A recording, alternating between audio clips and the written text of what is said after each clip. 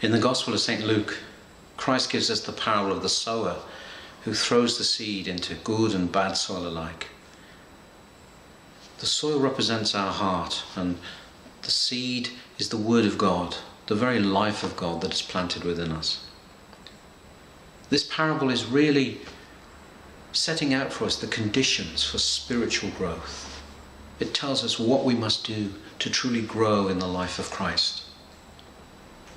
We're reminded that the good soil must be moistened. It mustn't dry out and become dead. We moisten the soil of our heart with prayer, regular prayer. It is vital that every one of us prays daily. We may not be all capable of many hours of prayer or all-night vigils, but whatever little we are capable of, we must build a structure, a framework in our lives to regularly pray, to moisten the heart, that the seed may continue to grow. Prayer is vital, essential for any kind of spiritual growth that is true. And Christ warns us that the concerns of this world are like thorns that will strangle the life of the seed. There are many things that aren't necessarily sinful in themselves, many distractions, many entertainments that may draw us. But if we fill our lives with these things, they can become a barrier between us and God. A certain level of withdrawal is necessary if we are to grow spiritually. The world is alien to Christianity. Even the very way the world thinks since the 11th and 12th centuries. The world has elevated rational man and logic above all else, making each of us the judge of truth.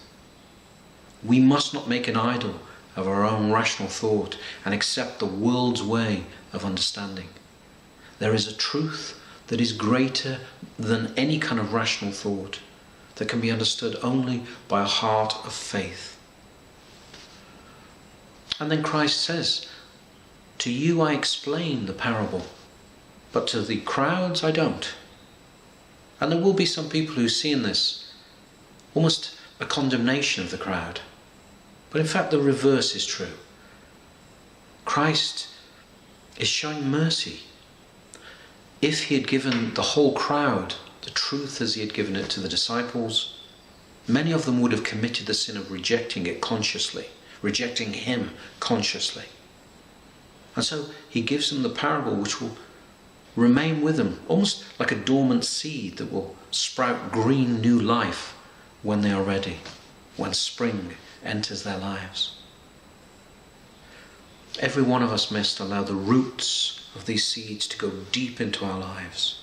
We must place our orthodoxy, our Christian faith, at the very core of our being, the core, the center of our lives.